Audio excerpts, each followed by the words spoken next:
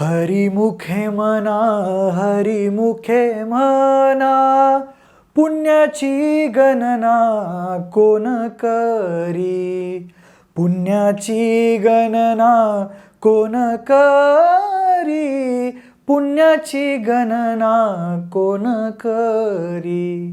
मंडळी, वारकरी संप्रदाय म्हणजे महाराष्ट्राच्या सांस्कृतिक आणि आध्यात्मिक परंपरेचा एक अद्भुत पैलू. त्याची भुरळ कुणाला पडली नाही तर नवलच. आमच्या गावात सुद्धा वारकरी संप्रदायाची पाळंमुळं रुजलेली आहेत. मग अगदी रोजच्या नामस्मरणापासून ते आषाढी कार्तिकी वारीत वारकऱ्यांना घरी जेवण घालण्यापर्यंत अनेक कार्यक्रम गावात होत असतात. त्यातल्यात एक खास गोष्ट सांगायची म्हणजे गावात अनेकांच्या घरी रोज पहाटेची सुरुवात सुंदर आवाजातल्या हरिपाठानं होते. त्या हरिपाठाचा आवाज असतो बाबा महाराज सातारकर यांचा. बाबा महाराज सातारकरांच्या गोड, मृदू आणि संयमी आवाजात हरिपाठ ऐकताना मनात पांडुरंगाची भक्ती आणि अंगावर शहारे आले वाचून राहत नाही. काही जण तर म्हणतात बाबा महाराजांचा हरिपाठ ऐकताना अक्षरशः तंद्री लागल्यासारखं होतं.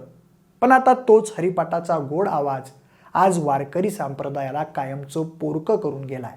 हो, अनेकांना विश्वास बसणार नाही, पण आज म्हणजेच दिनांक 26 ऑक्टोबर 2023 रोजी ज्येष्ठ कीर्तनकार हरिभक्त पारायण बाबा महाराज सातारकर यांचं निधन झालं.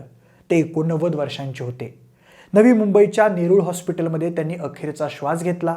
खरं तर त्यांचं आध्यात्मिक आणि सामाजिक कार्य सर्वांना परिचित आहेच, पण तरीही या व्हिडिओच्या माध्यमातून आपण त्यांच्या आध्यात्मिक प्रवासाच्या आठवणींना उजाळा देऊन त्यांच्या सामाजिक कार्याचा थोडक्यात आढावा घेणार आहोत.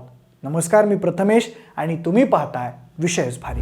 म्हणजे ज्ञानेश्वरीत सांगितलंय तसं प्रत्येक माणूस ईश्वराचा अंश आहे, पण काही माणसं मात्र त्यांच्या निस्वार्थ कर्मामुळं ईश्वराच्या अधिक जवळ जातात, असं खुद्द बाबा महाराज सातारकर त्यांच्या कीर्तनात सांगायचे. ज्ञानेश्वरीचे निरूपण करताना त्यांनी वापरलेले हे वाक्य आज त्यांच्याच बाबतीत खरं ठरलं असं म्हणायला हरकत नाही. कारण बाबा महाराज यांच्या अनुयायांच्या मते बाबा महाराज सातारकर हे कीर्तन कलेचा परिपूर्ण आविष्कार होते.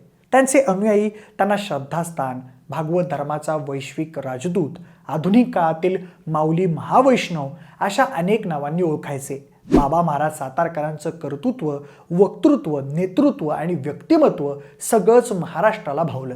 आजच्या घडीला कीर्तन आणि ज्ञानेश्वरीच्या निरूपण सेवेतील ते सर्वात आघाडीचे कीर्तनकार होते. बाबा महाराज सातारकर यांचा जन्म 5 फेब्रुवारी 1936 रोजी साताऱ्यात झाला. निळकंठ ज्ञानेश्वर गोरे हे त्यांचं खरं नाव.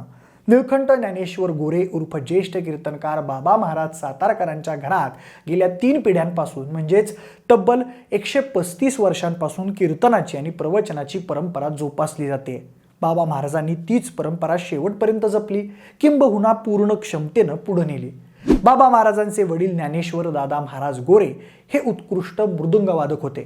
त्यांच्या मातोश्री लक्ष्मीबाई ज्ञानेश्वर गोरे यांना संत साहित्याची प्रचंड आवड होती. त्यांचे चुलते आप्पा महाराज आणि अण्णा महाराज हे सुद्धा आघाडीचे निरूपणकार म्हणून प्रसिद्ध होते. सुरुवातीच्या काळात त्यांच्याकडून बाबा महाराज सातारकरांनी परमार्थाचे धडे घेतले. काही जणांच्या म्हणण्यानुसार बाबा महाराजांनी इंग्रजी माध्यमातून SSC पर्यंतचं शिक्षण घेतलं होतं. वयाच्या 8व्या वर्षापासूनच बाबा महाराज श्री सद्गुरू दादा महाराज यांच्या कीर्तनात अभंगाच्या चाली म्हणायचे. तिथूनच त्यांच्यावर कीर्तनाचे संस्कार रुजत गेले. वयाच्या 11व्या वर्षापासून त्यांनी पुरोहित बुवा, आग्रा घराण्याचे लताफत हुसेन खां साहेब यांच्याकडे शास्त्रीय गायनाचे धडेही घेतले होते. महाराष्ट्राला तशी प्रदीर्घ अशी कीर्तनाची आणि ख्यातनाम कीर्तनकारांची परंपरा लाभलेली आहे. पण तरीही मागच्या 100 वर्षांपासून वारकरी संप्रदायातील प्रमुख कीर्तनकार फड म्हणून सातारकर घराण्याच्या फडाचं नाव मानानं घेतलं जात आहे.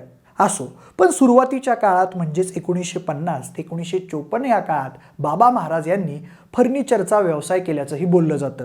पुढं त्यांनी आपलं वकिलीचं शिक्षण पूर्ण केलं, पण नंतरच्या काळात त्यांचा आध्यात्मिक ओढा जास्त वाढला आणि त्यांनी स्वतःला पूर्ण वेळ श्री विठ्ठल भक्तीत झोकून दिलं.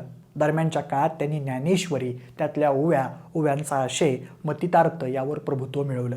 पुढं तुकाराम महाराजांच्या अभंगवाणीकडं त्यांनी लक्ष केंद्रित केलं. तुकोबांच्या रोखठोक अभंगांचे अर्थ समजून घेतले आणि मग त्यांनी कीर्तनकार आणि निरूपणकार म्हणून कारकीर्द सुरू केली. 1962 साली आप्पा महाराज सातारकर या त्यांच्या चुलत्यांच्या निधनानंतर सातारकर घराण्याची कीर्तन प्रवचन परंपरा बाबा महाराज सातारकर यांनी पुढे चालू ठेवली. डिसेंबर 1983 पासून दरवर्षी संतांच्या गावी कीर्तन सप्ताह आयोजित करण्याची परंपरा ही त्यांनीच सुरू केली. त्यानुसार भंडारा डोंगर, देहू, त्र्यंबकेश्वर, नेवासे, पैठण, पंढरपूर, पिंपळनेर आदी ठिकाणी त्यांनी कीर्तन सप्ताहांचं आयोजन केलं होतं. बाबा महाराजांनी सुमारे 15 लाख व्यक्तींना संप्रदायाची दीक्षा देऊन त्यांना व्यसनमुक्त करून त्यांचा संसार कायमचे मार्गी लावले. 1983 साली त्यांनी जनसेवेसाठी श्री चैतन्य आध्यात्मिक ज्ञान प्रसार संस्थेची स्थापना केली. त्या संस्थेमार्फत दरवर्षी 60 ते 70 हजार भाविकांना विनामूल्य वैद्यकीय सेवा तसंच औषधं पुरवण्यात येतात. पुढे 1990 साली त्यांनी श्री बाबा महाराज सातारकर ज्ञानपीठ प्रतिष्ठानची स्थापना केली. त्यातूनही हजारो लोक त्यांनी अध्यात्माशी जोडले. ज्येष्ठ निरूपणकार बाबा महाराज सातारकर यांनी त्यांचं सगळं आयुष्य अध्यात्माच्या प्रचार प्रसारासाठी अर्पण केलं. रोखठोक वाणी आणि शुद्ध विचार हे बाबा महाराज सातारकर यांचं व्रत होतं. कीर्तनाच्या माध्यमातून त्यांनी जनसामान्यांचं प्रबोधन केलं. विठ्ठलाचं कीर्तन आणि ज्ञानेश्वरी यावर बाबा महाराजांनी खूप काळ लोकांना मार्गदर्शन केलं.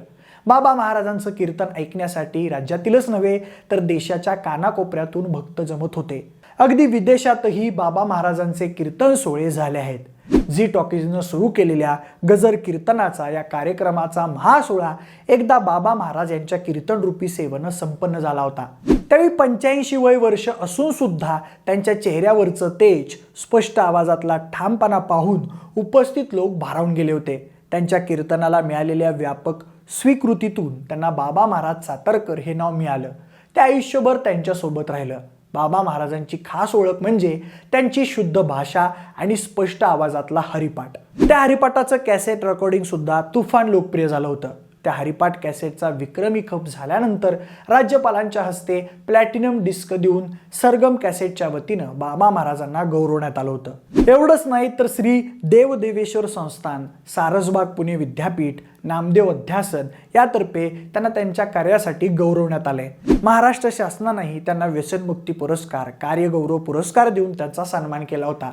त्याशिवाय आणखी सांगायचं म्हणजे श्रीमंत दगडूशेठ हलवाई गणपती ट्रस्ट, तिसरी जागतिक मराठी परिषद नवी दिल्ली, तसंच मुंबई, पुणे, पिंपरी चिंचवड, सासवड, पैठण, अक्कलकोट, नागपूर, सोलापूर या नगरपालिकेतर्फे आणि महानगरपालिकांतर्फे त्यांना नागरी सत्कार देऊन पुरस्कृत करण्यात आलाय.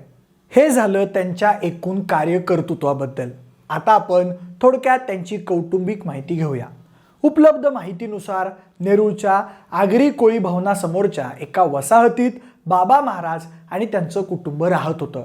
बाबा महाराजांच्या पत्नीचं नाव रुक्मिणी उर्फ माई सातारकर असं होतं. दरम्यान याच वर्षीच्या सुरुवातीला म्हणजेच फेब्रुवारी महिन्यात बाबा महाराज सातारकर यांच्या पत्नी रुक्मिणी सातारकर उर्फ माई सातारकर यांचं निधन झालं होतं.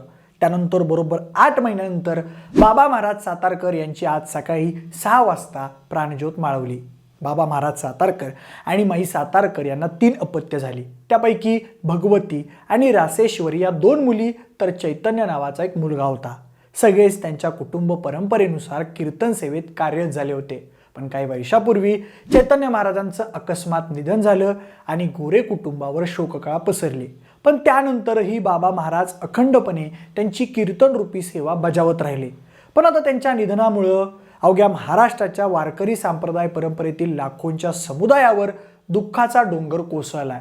आता त्यांच्या पश्चात त्यांच्या 2 मुली हरिभक्त पारायण भगवती महाराज व रासेश्वरी सोनकर आणि नातवंडे असा परिवार आहे. मिळालेल्या माहितीनुसार बाबा महाराज सातारकर यांच्या पार्थिवावर उद्या म्हणजेच शुक्रवारी 27 ऑक्टोबर 2023 रोजी संध्याकाळी 5 वाजता नेरूळ येथे अंत्यसंस्कार होणार आहेत.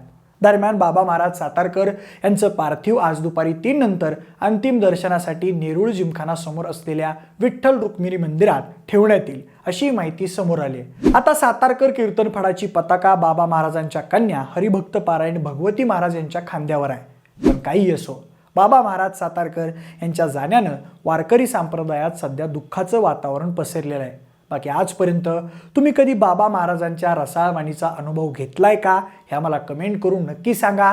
तसंच बाबा महाराज सातारकर यांच्या निधनाची बातमी ऐकून तुमच्या मनात काय भावना आहेत ते देखील आम्हाला सांगायला विसरू नका.